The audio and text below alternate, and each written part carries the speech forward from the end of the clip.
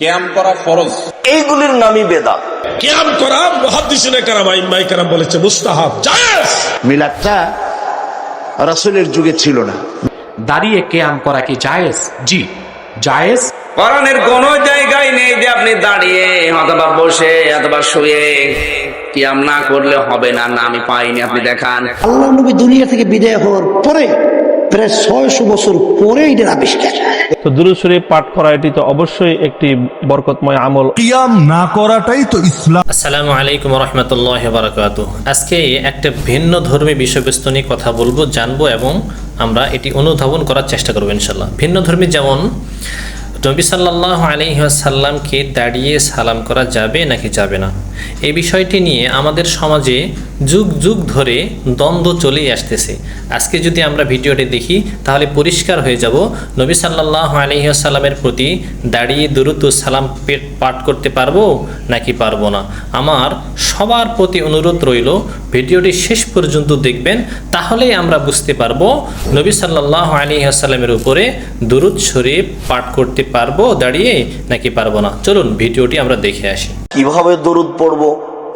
তখন আমাদের নবী বলে দিলেন, কুলু, তোমরা বলো, আল্লাহুম্মা সাল্লি আলা মুহাম্মাদ ওয়া আলা আলি মুহাম্মাদ কামা সাল্লাইতা আলা ইব্রাহিম ওয়া আলা আলি ইব্রাহিম ইন্নাকা হামিদুম মাজিদ। আল্লাহুম্মা বারিক আলা মুহাম্মাদ ওয়া আলা আলি মুহাম্মাদ কামা বারাকতা আলা ইব্রাহিম ওয়া আলা আলি ইব্রাহিম ইন্নাকা হামিদুম মাজিদ। এইটা দরুদ বলে দিলেন। এখন মানুষ দরুদ হিসেবে বলছে আল্লাহুম্মা সাল্লি আলা সাইয়্যিদিনা মাওলানা নাবিয়ানা মুহাম্মদ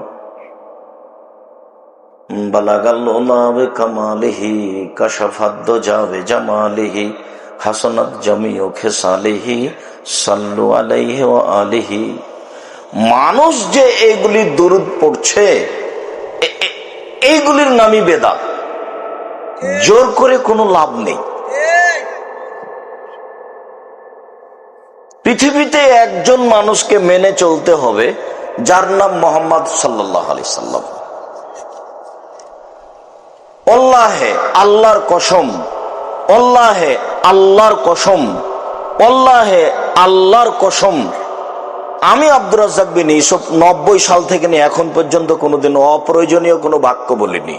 দাঁড়িয়ে কিয়াম করা কি জায়েজ? জি জায়েজ, এবং উলামায়ে কেরামের মতে মুস্তাহাব, সওয়াবের কাজ। জনপুর, ফুরফুরা, অন্যান্য আহলুস সুন্নাহ ওয়াল জামাতের যারা আমরা মুস্তাহাব মনে করে থাকি এবং মুস্তাহাব মনে করি। কেউ যদি মুস্তাহাব মনে করে না করে, তার ক্ষেত্রে আমাদের কোনো বক্তব্য নেই, কারণ আমরা মনে করি মুস্তাহাব যদি কেউ না করে সেটা তার ব্যক্তিগত বিষয়। কিন্তু উক্ত মুস্তাহাবকে কেউ যদি হারাম, শিরক বলে, বিদআত বলে, সেটা তার বাড়াবাড়ি এবং গোমরাহি। এর দ্বারা নিজেদের মধ্যে দ্বন্দ্ব এবং সংঘাত সৃষ্টি হয়। কথাটা বুঝতে পেরেছেন? আরেকটা কথা, যে আল্লাহ রাসূল সাল্লাল্লাহু আলাইহি ওয়াসাল্লামকে মিলাদ শরীফ পড়ার সময় দাঁড়িয়ে সালাম করব কেন, এটা সম্পর্ক আদবের সাথে। কিসের সাথে? ওই যে বললাম ঈমান, ইসলাম, এই মিলাদ শরীফের কিয়ামের সম্পর্ক ইহসানের সাথে। কিসের সাথে? ইহসানের ব্যাখ্যা ব্যাপক, তা তো সময় নেই দেওয়ার, এতটুকু বলে দিলাম। এটা সম্পর্ক কিসের সাথে? ইহসানের সাথে। সওয়াবের কাজ, তরিকাত তাসাউফের সাথে যাদের সম্পর্ক, মারিফাতের নূর যারা অর্জন করতে চায়, তারা রাসূল করিম সাল্লাল্লাহু আলাইহি ওয়াসাল্লামের আজমতকে হৃদয়ে ধারণ করে সালাম পেশ দেবার সময় আদাবান দাঁড়িয়ে যান। প্রশ্ন আসে, আপনারা যেখানে মিলাদ শরীফ পড়েন, আল্লাহ রাসূল সাল্লাল্লাহু আলাইহি ওয়াসাল্লাম কি সেখানে উপস্থিত হন? না, এইরকম কথা আমরা বলি না। জনপুর, ফুরফুরা এরকম কথা বলে। মিলাদ কি? অনেকের মতে পড়া যায়, আবার অনেকের মতে মিলাদ পড়া যায় না। অনুগ্রহ করে সঠিক ব্যাখ্যা জানাবেন। মিলাদটা রাসূলের যুগে ছিল না। মিলাদ মানে জন্ম, মৌলুদ থেকে মিলাদ। তখন এই মিলাদটা রাসূল করিম সাল্লাল্লাহু আলাইহি ওয়াসাল্লামের জন্ম বৃত্তান্ত। এই জন্ম বৃত্তান্তের যে সিস্টেম আমাদের দেশে, উপমহাদেশে চালু হয়েছে, কতগুলো লোক এক জায়গায় বসে, তারপরে সব দাঁড়াইয়া এনাবি সালাম আলাইকা কোরআন সুরে সমস্বরে একযোগে পড়ল। এইটা রাসূলের যুগে ছিল না, এটা সাহাবায়ে কেরামের যুগে ছিল না, এটা তাবিঈনদের যুগে ছিল না, এটা তাবিঈনদের যুগে ছিল না। এখন আপনারা মনে করেন যে কোন জিনিসে খুব সওয়াব আছে, সওয়াব আছে এমন কোন জিনিসকে রাসূলুল্লাহ আমাদেরকে জানান নাই, সাহাবায়ে কেরাম আমাদের জানান নাই। আপনারা কি এই ধরনের বিশ্বাস করবেন? এরকম বিশ্বাস করবেন? যাতে সওয়াব আছে রাসূলুল্লাহ সব আমাদের জানাইছেন, সাহাবায়ে কেরাম আমাদের সব জানাইছেন। তো মিলাদে যদি সওয়াব থাকবে তো রাসূলুল্লাহ বললেন না কেন? সাহাবীদের চাইতে আমরা কি বেশি রাসূলুল্লাহকে ভালোবাসতে পারবো? জবাব দেন, পারবো? তো যদি এইটা রাসূলুল্লাহর ভালোবাসার কারণে হয়, তাহলে সাহাবীরা কেন মিলাদ পড়েন নাই? তারা কেন ইয়া নবী সালাম আলাইকা, ইয়া রাসূল সালাম আলাইকা একযোগে দাঁড়ায় পড়ে নাই? এই কথাগুলি বোঝেন আপনারা? রাসূলের যুগে নাই, সাহাবীদের যুগে নাই, তাবিঈনদের যুগে নাই, তাবিঈনদের যুগে নাই। রাসূলুল্লাহর ইন্তেকালের 600 বছর পর মিলাদ আবিষ্কার হয়েছে। এইরকম একটা সুস্পষ্ট বিদআত মুসলমানদের পালন করা উচিত নয়। ওয়ালি কিরামে সম্মানার্থে কিয়াম করা মুহাদ্দিসিনে কেরাম আইম্মায়ে কেরাম বলেছে মুস্তাহাব, জায়েজ। এটা আমার ফয়সালা না। আপনারা এই ফয়সালাগুলি মানেন না বিদায় আপনারা ওয়াহাবি। আমরা এই ফয়সালাগুলি মানি দেখে আমরা সুন্নি, কারণ আহলে সুন্নাত ওয়াল জামাতের ইমামদের সাথে আমাদের বক্তব্য মিল আছে, আপনারা তা মিল নাই। আর ইবনে আব্দুল ওয়াহাব নজদিও কিয়ামের বিরুদ্ধে কথা বলছে বলে আমরা কথা পাই না। আপনারা তো ওয়াহাবিও না।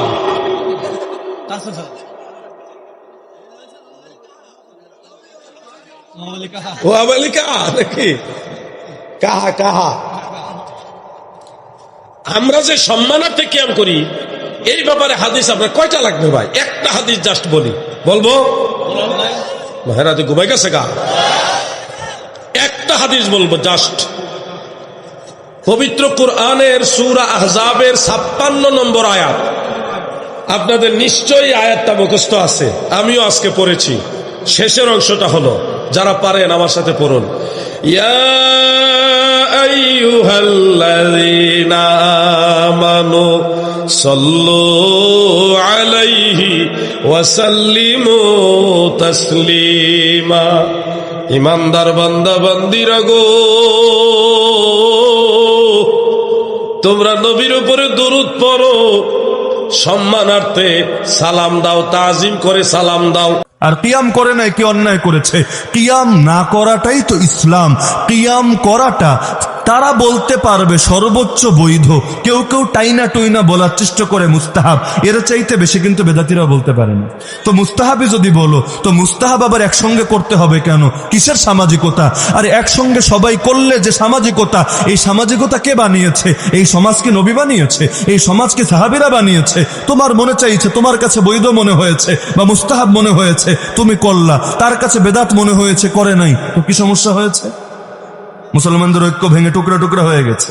ঐক্য ঐক্য ঐক্য এই শব্দ বইলা বইলা এমন এমন ফিতনা সমাজে ঢোকানো হচ্ছে।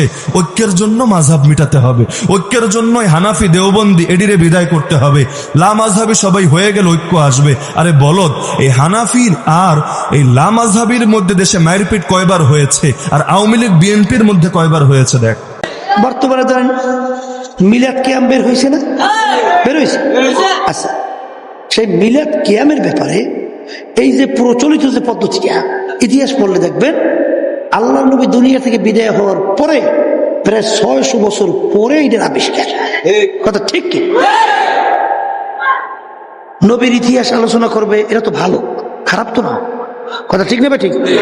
নবীর ইতিহাস আলোচনা না করলে, তার জন্ম বৃত্তান্ত সহ, তাহলে মানুষ নবীকে চেনবে কেমনে? নবীর প্রতি মহব্বত বাড়বে কেমনে? দরকার আছে না? কিন্তু বাজান, যখন নাকি নবীর নাম উল্লেখ করা হয়, তখন অনেক সময় নাউজুবিল্লাহ অনেকে একেবারে বেশি অতিরিক্ত চেয়ার একটা খালি রাখে, খালি রেখে বলে যে নবী আমাদের এই মজলিসে আইসা চেয়ারে বসে। আছে না? আছে না? আবার এক শ্রেণী মনে করে নবীর নাম যখন উল্লেখ করা হয় তখন যদি না দাঁড়ানো হয় তাইলে ওটা দিনের মধ্যেই থাকে না। কথা ঠিক না? ওদিকে পর্দার তো গুরুত্ব দেয় না। পর্দা কিন্তু আল্লাহর হুকুম, ফরজ। কথা কর, হারাম হালালের অত তমিজ নাই, ওটা কিন্তু ফরজ। এইভাবে এত চিন্তা নাই। কিন্তু না দাঁড়াইলে তুই মুসলমানের মধ্যেই না। কয় কি কয় না? কোরআনের কোন জায়গায় নেই যে আপনি দাঁড়িয়ে অথবা বসে অথবা শুয়ে কিয়াম না করলে হবে না, না আমি পাইনি, আপনি দেখান। জিকিরের আয়াত যত পেয়েছি সেখানে আল্লাহ দিয়েছেন আল্লাযীনা ইয়াযকুরুনাল্লাহা কিয়ামান ওয়া কুউদান ওয়া আলা জুনুবিহিম। আল্লাহর জিকির করতে যাও, বসে করো, দাঁড়িয়ে করো, শুয়ে করো, কোনো অসুবিধা নেই। এখানে নির্ধারিত কোন শব্দের কি নির্ধারিত করা আছে যে আপনাকে না বসলে হবে না? বলেন না কেন? কিয়ামের কথা আপনি পড়েন, রাসূলের উপরে দরুদ পড়বেন। ইয়া আইয়ুহাল্লাযীনা আমানু সাল্লু আলাইহি ওয়া সাল্লিমু তাসলিমা। তোমরা দরুদ পড়ো, ইমানদার যদি দাবি করো রাসূলের উপরে যথাযথভাবে। এখন এই যথাযথভাবে বলতে হক আদায় করবেন আপনি। যে শব্দগুলো বলেন ওই শব্দগুলো আপনার প্র্যাকটিক্যাল লাইফে সেট করবেন। আপনি বলেছিলেন আল্লাহুম্মা, হে আল্লাহ, সাল্লি আলা, তুমি রহমত নাযিল করো, আলা মুহাম্মদ, মুহাম্মাদের উপরে। কার উপরে? আল্লাহ যদি প্রশ্ন করে এই বেটা মুহাম্মদ কে, আপনি কি বলেন? সাজ্জিদিনা, মুহাম্মদ আমাদের নেতা, আমার নেতা না, সাজ্জিদিনা আমাদের নেতা। দরুদের ভেতরে বসে ঠিকই বলছেন সাজ্জিদিনা আমাদের সকলের নেতা মুহাম্মদ। আর প্র্যাকটিক্যাল লাইফে গিয়ে ওখানে আপনি উল্টিয়ে কাকে মানেন আপনার বিবেক নেই, কি পড়ে গেলেন। কবে বুঝবেন বলেন? নবী শিখিয়ে দিছে, এর পরেও কেন আপনি বাপদাদার বানানো দুরূদটা করেন? 50 বছর কি এরা ভুল করছে? হ্যাঁ ভুল করছে। কারো যদি বলেন এটা তো ঠিক দুরূদ না, এটা বানানো দুরূদ, আমার দাদা কি ভুল করছে? জি, আমি আরিফ বিন হাবিব বলছি আপনার দাদা ভুলই করছে। আরে ভুল কি ভুল না? আপনার দাদা ভুল করছে। আমার আব্বা কি 30 বছর ভুল করছে? অবশ্যই ভুল করছে আপনার আব্বা। দোয়া করেন আপনার আব্বার আর দাদারা যাতে আল্লাহ মাফ করে, দোয়া করেন।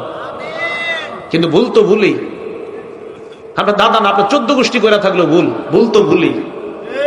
ভাই কথা বুঝে আসছে? নবীজির উপর দুরূদ পড়া। এখন নবীজি বলেন মান সাল্লা আলাইয়া ওয়াহিদা, আমার উপর একবার যদি কেউ দুরূদ পড়ে, কয়বার? একটু আগে আমরা সবাই নবীর উপর একবার দুরূদ পড়লাম। নবী বলেন সাল্লাল্লাহু আলাইহি আশারা, আল্লাহ তোমার উপর সাথে সাথে 10টা রহমত নাজিল করে দেয়। নাসাই শরীফের বর্ণনা, নবী বলেন একবার আমার উপর যদি কেউ দুরূদ পড়ো, বলেন নবীর শিখানো দুরূদ নাকি আমাদের বানানো দুরূদ? তোমাকে আল্লাহ 10টা রহমত নাজিল করে দেয়। ওয়াহুত্তাত আনহু আশারু খতিআত, তোমার জিন্দেগীর 10টা গুনাহ মাফ হয়ে যায়। ওয়ারফিআত লাহু আশারু দারাজাত, তোমার জীবনের 10টা মর্যাদা আল্লাহ বাড়ায় দেয়। তাহলে দুরুদে দেখেন 30টা ফায়দা।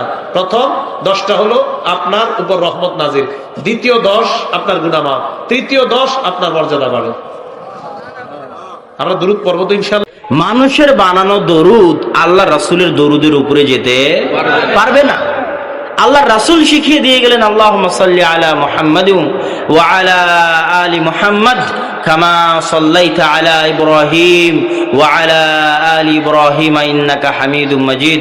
আর আপনি এসে বানালেন কি বালাগাল উলা বিকামালিহি কাশাফাদ দুজা বিজামালিহি সাল্লু আলাইহি ওয়া আলিহি ইয়া রাসূল ইয়া নবী সালাম আলাইকা। আছে না নাই? আমি সেই দিন ব্রাহ্মণবাড়িয়াতে দেখলাম যে প্রত্যেক মসজিদে আজানের আগে বলতেছে ইয়া নবী সালাম আলাইকা। ফজরের আজানের আগে, মানে আজান শুরু করবে তার আগে। কথা বুঝতে পেরেছেন? আপনাদের ফেনীতে আছে নাকি? আছে। ঘুমের দোয়া পড়ে তো, হ্যাঁ ঘুমের দোয়া পড়ে তারপরে ইয়া নবী সালাম আলাইকা শুরু করে। তো তখন আমি আসছি, এই বক্তব্য আমি বহু জায়গায় দিয়েছি যে যেখানে আল্লাহ এবং আল্লাহ রাসূল শিখিয়ে দিলেন একটা দোয়া, সেটা থেকে মানুষ বানালো, মানুষের বানানোটা কি ভালো হতে পারে? পারে না। এই ইয়া নবীর মধ্যে বেয়াদবি আছে। ইয়া নবীর মধ্যে কি আছে? বেয়াদবি আছে, আদব নাই। আল্লাহ নিজে কোথাও তার নবীকে ইয়া নবী বলে ডাকেননি, সব জায়গায় বলেছেন ইয়া আইয়ুহান নবী, হে সম্মানিত নবী, হে মহিমান্বিত নবী, হে মর্যাদামণ্ডিত নবী। আপনার স্ত্রীদের বলে দিন, আপনার কন্যাদের বলে দিন। আর আপনি সম্মানিত মহিমান্বিত সব বাদ দিয়ে বললেন যে ইয়া নবী, এই নবী। হ্যাঁ, একজন মানুষকে কোনো কিছু সম্বোধন ছাড়াই ডাকাটা হচ্ছে বেয়াদবি। আপনারা তাশাহুদের মধ্যে কি পড়েন? ইয়া আইয়ুহান নবী, না ইয়া নবী পড়েন? আইয়ুহান নবী। আল্লাহ রাসূল সাল্লাল্লাহু আলাইহি ওয়াসাল্লামের উপর কিছু দুরূদ শরীফ পাঠ করা হয়।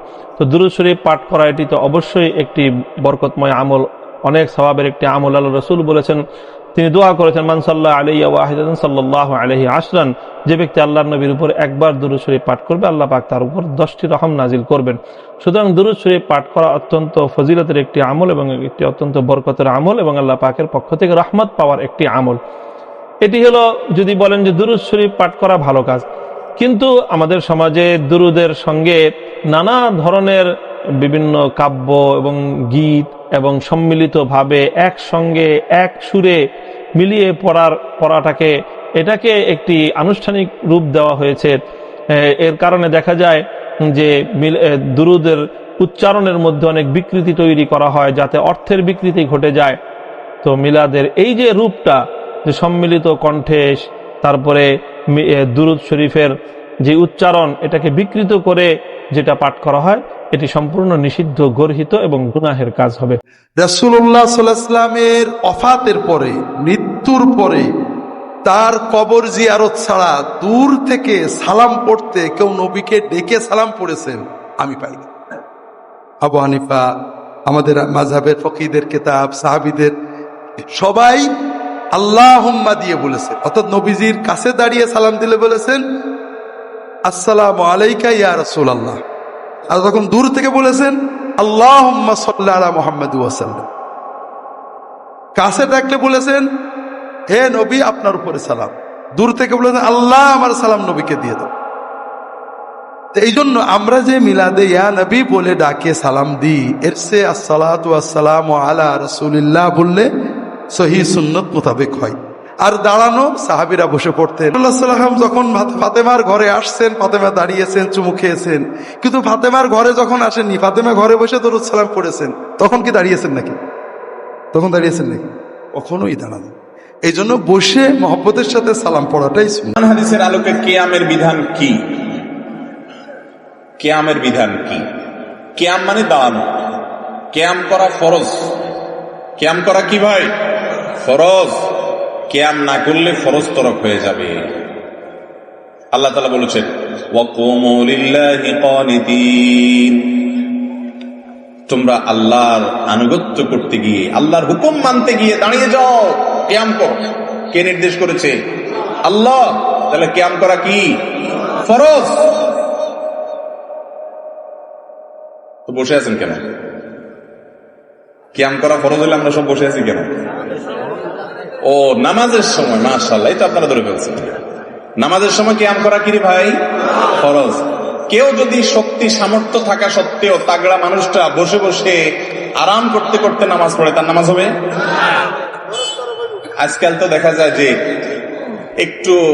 একটু ভাবসাবালা মানুষ হলে, একটু আল্লাহ তাআলা তাকে হয়তো কোনো দিক থেকে একটু বড় করেছেন, সবাই না, আবার অনেক লোক আছেন অসুস্থ হয়ে চেয়ারে বসে। কিছু কিছু লোকের কথা বলতেছে যে সব কাজ করে, লাফালাফি, কুদাকুদি, নাচানাচি সবই পারে মাশাআল্লাহ, কিন্তু ভদ্রলোক মসজিদে আসলে চেয়ার টেনে বসে। চেয়ারে কিন্তু বসে নামাজ পড়া জায়েজ আছে যে ব্যক্তির জন্য এছাড়া বিকল্প নাই, সে বাধ্য, মাজার রোগ, কোমরের রোগ, অসুখ বিসুখ হয়েছে, ঠিক আছে। কিন্তু অনেকে আছে যে অহেতুক একটু সামান্য শরীরটা মেজমেজ করতেছে, আজকে শরীরটা ভালো লাগতেছে না, বসে নামাজ শুরু করছে। তো এই কিয়াম না করলে নামাজ হবে? কিয়াম করা মানে দাঁড়ানো।